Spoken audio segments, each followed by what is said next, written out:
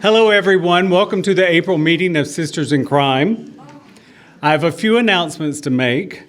It seems a little loud to me, is it? Is it loud, or am I? Okay, it's great. Sherry says, all right. The LA Festival of Times book is next Saturday and Sunday.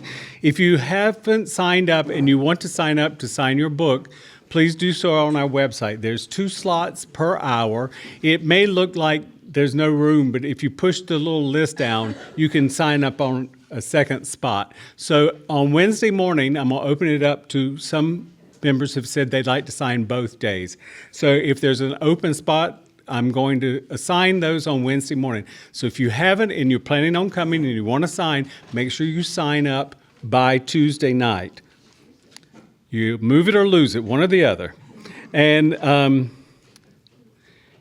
you can sell your own books in the booth, or you can consign them with Debbie at Mystery Inc. There's some of you who are what I would say traditionally published, and Debbie and I did not coordinate in time for her to order the books. So if you're like Terry Shames and you're a huge seller, she'll help sell your books if you want, or if you're independently published, you can sell your own. Do bring your own square or way to take money, because Sisters in Crime, we will have ours there, but it will cost you a percentage. This Friday night returns with another flash fiction at the Glen Arden Club in Glendale. We're going to start at 6. If you have a flash fiction story you'd like to read, bring it along and read it to the group. If you have something that you want to read out loud, just to workshop, bring it, read it out loud. We're saying no more than 5-7 minutes. If you have more than one story, bring them. So Saturday, is it April 26th or 25th is a Saturday, y'all? 25th. Thank you. So Saturday the 25th is a short story fiction writing class. It's $25. On the back corner of the table is a QR code. You can scan that and pay today through PayPal, or you can go on our website and scan the QR code that's on our website. Nancy Cole Silverman is our instructor for that, and it is from noon to 2 p.m. on Saturday, April 26th. Our next meeting is Sunday, May the 3rd. Martin Turnbull, the author of The Garden of Allah and the Golden Years of Hollywood, is in conversation with Rochelle Staub, and Elizabeth Crowens is our reader. Then today's reader is Terry Shames.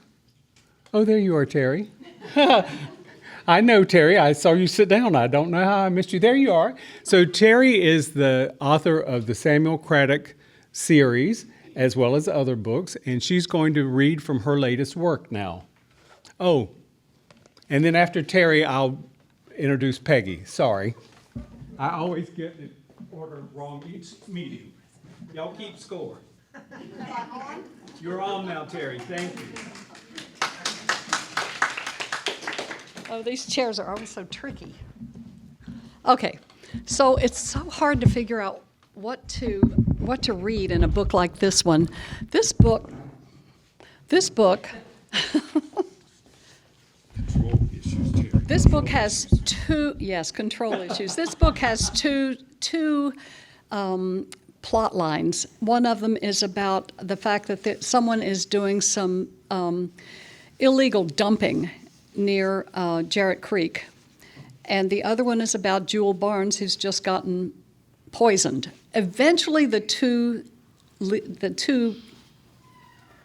plots dovetail, but it was really hard for me to figure out what to write. So what to read. So I'm just going to read something that has something about the Texas atmosphere in it, and it's about the illegal dumping that's going on outside of town. Someone called and said that trucks are driving by out on the country road at night and disturbing their sleep. It's like 3 a.m. They're dumping. They're rattling past. So one of the deputies, Brick, has gone out to investigate. And he said, there's something strange going on out there, but he can't figure out what it is because they put up no trespassing signs. So they decide they're going to go out and take a look. So he says, I arrive at headquarters at 9, and Brick is already there, eager to go inspect the dump site in daylight to find out what those trucks have been up to. Before we leave, I have Brick call Earl Cushman to find out if the trucks were active last night and also to ask if they ever come by during the day. Turns out they were quiet last night, and no, Earl and his wife have never heard them during the day. We drive out in my pickup in case we find ourselves on rough roads. It's a bleak day. It's only November, but it feels like winter has arrived already. I crank up the heat, but my pickup has seen better days, and the heater seems to be taking a much-needed vacation. Brick doesn't complain. We pass the city limit signs. A couple of miles further, he says, not much out here. He's right, it's barren. It's mostly weeds and creosote bushes with occasional stands of post oak and similar scraggly trees.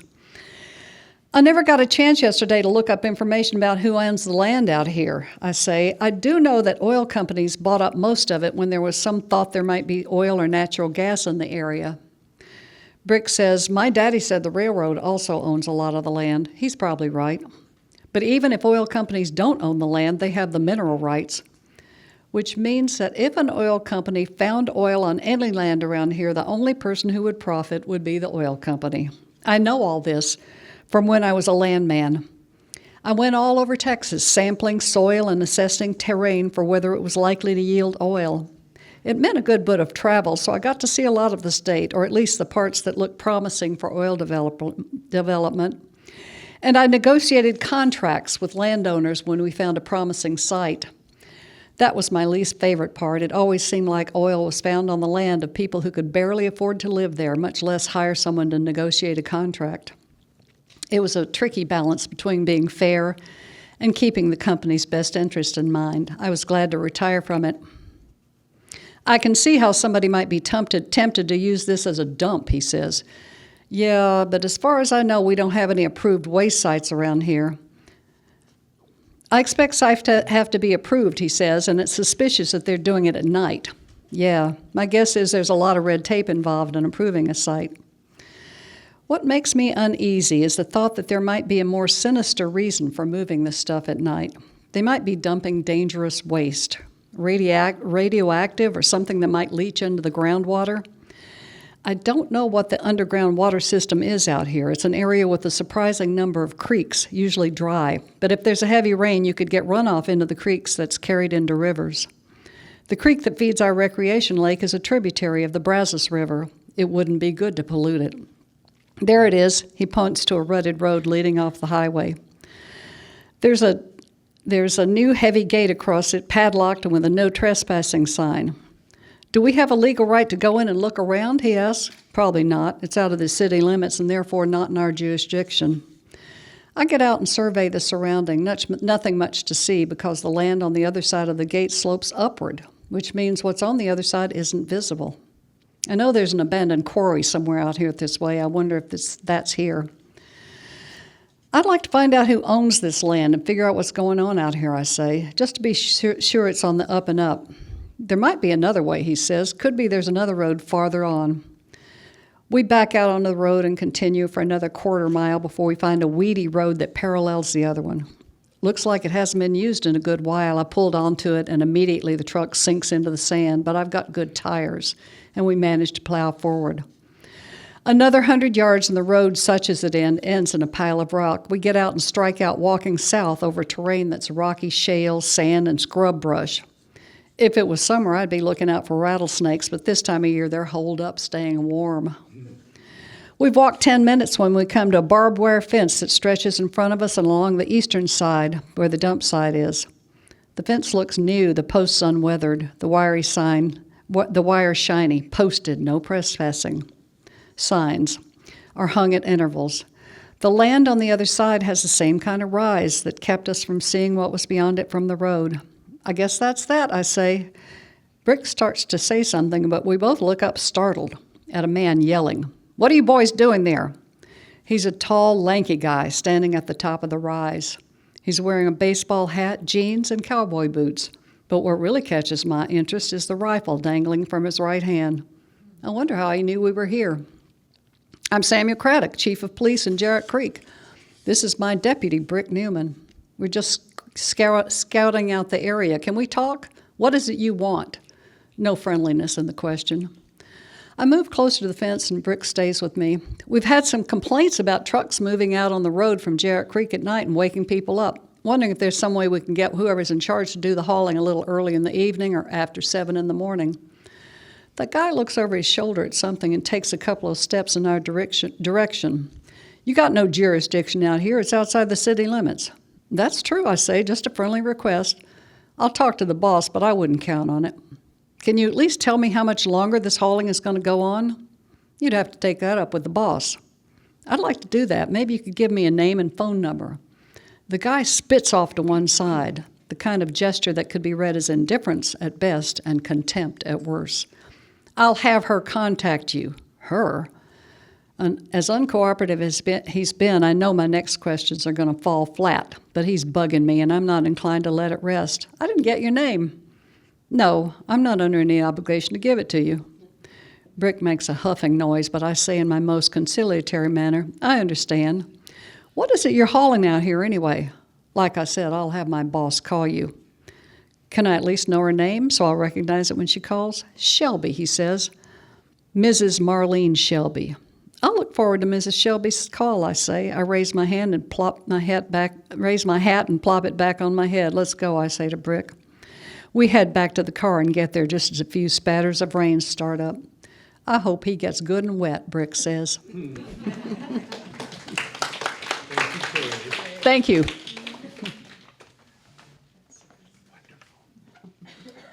So I make notes because if I try to rely on my memory, it isn't going to work, as I had forgot to introduce Peggy, who's going to tell us about Speakers Bureau. And as she's making her way up, this year we've added the Jackalope Arts Festival. It's in Burbank on May 30th and 31st. There are sign-ups on our website if you want to sign up and sell your books. Sisters in Crime will be collecting the money from those, and we're getting 10% to offset the cost of the Jackalope. So if you want to bring your books, we're happy to sell them for you, and less than 10%, and then we'll forward the money on to you. Now it's Peggy's turn. Yes, Meredith.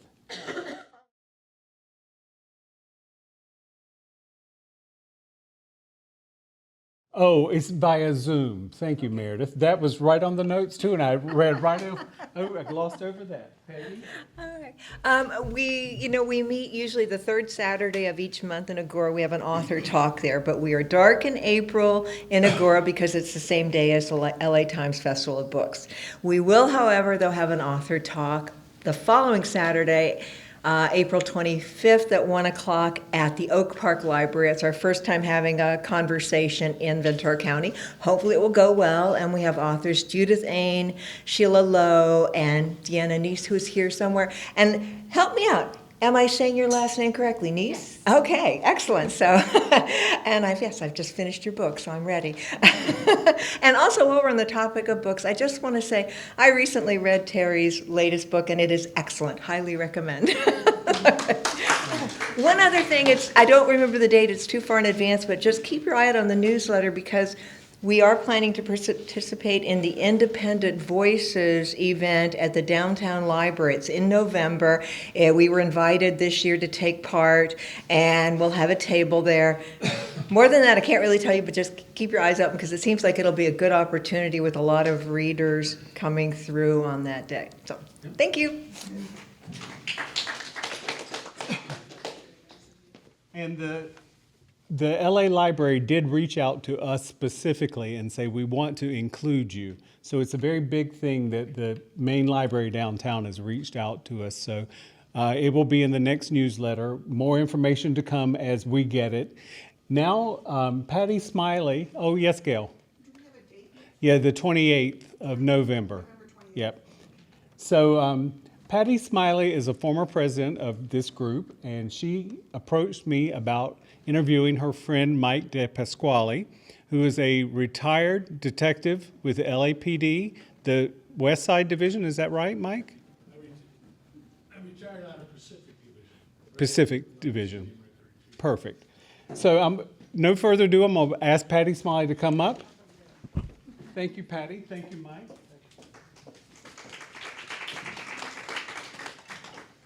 That's your chair, Mikey.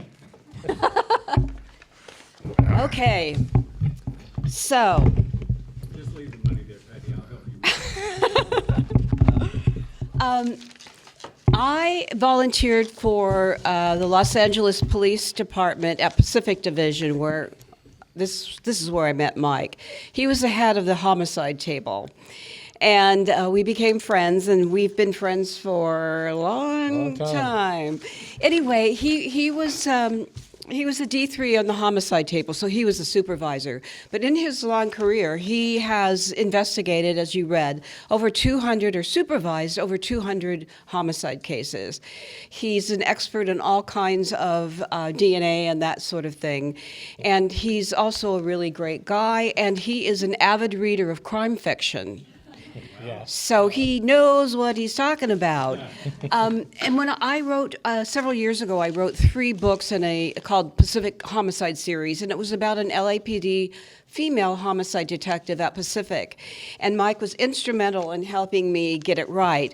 And I remember lots of times I'd call him up and I'd say, Mike, I want Davey to do this and go there and do that. And he'd pause for a minute and he'd go, nah, that would never happen.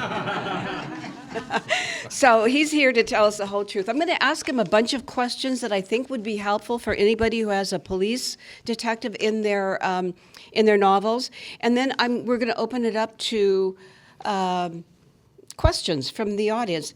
And Dan is going to watch me. I told him, I promised him I would check my watch, but I always, when I'm talking to Mike, I forget about time. So anyway, first to start out with. I wanted to ask about what happens when a dead body is found. Now, presumably, if I walked out my backyard and I found a dead body, I would call 911 first and not my attorney. Is that right? But I mean, what happens then? Who comes first? What do they do? Are homicide detectives always called out for every dead body? No. They're not. Okay. Before I get started, let me say I've known Patty for over 20 years. And when I was interested in her books and stuff, and so I got her on my unit, but she did more work than most of the detectives on the other units, including for me. So we took her on crime scenes, and the captain let me do that because she had a very good reputation. They don't do that for everybody. So, but I'm going to speak for LAPD only, and I've been gone for 17 years, but I still know a lot of people there. My son's an FBI agent, and he's worked the crime scene, so. First of all, can you all hear us?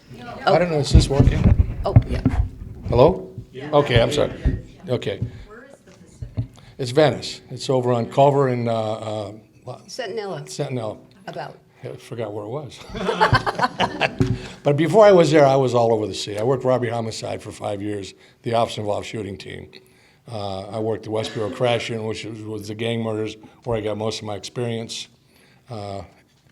And I've always been interested in crime novels. So, but when somebody calls when there's a dead body in your backyard or mostly on your street, the black and whites roll out there, obviously.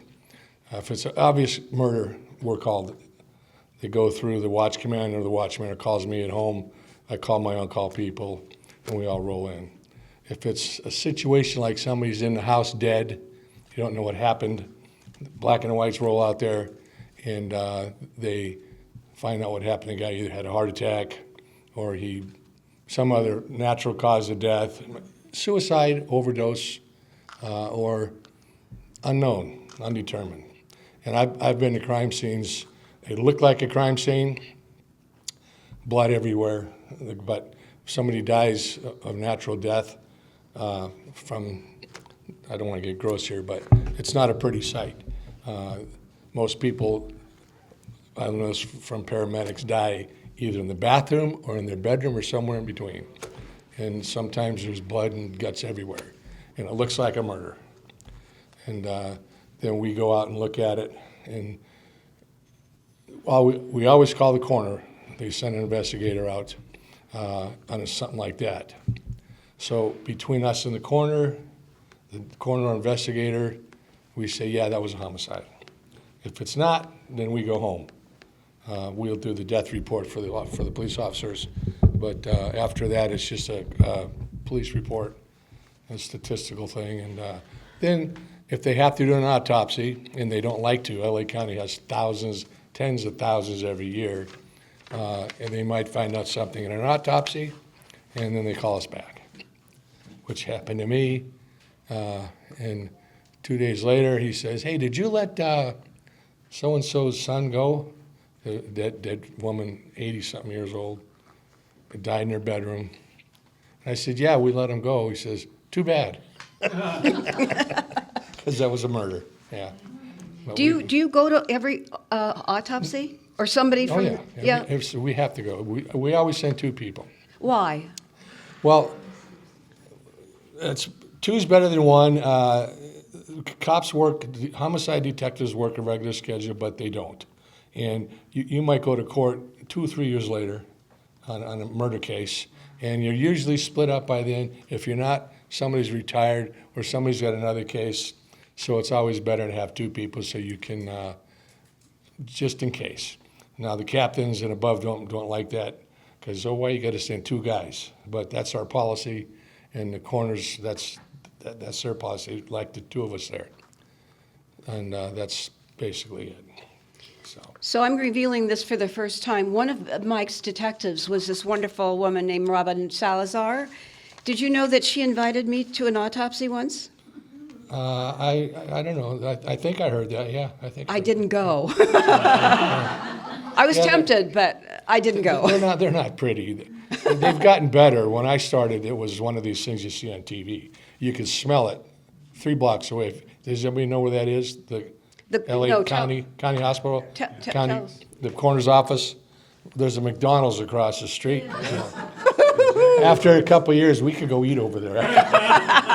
But later on, they cleaned it up. Before, it was around AIDS, I think, and they were all into this, so they cleaned it up. And we used to wear just a mask like the COVID mask like this, paper.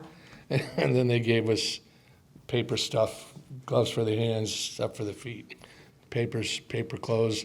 And the coroner comes out, the doctor comes out with like an underwater diving suit on, breathing on oxygen. But it's pretty gross.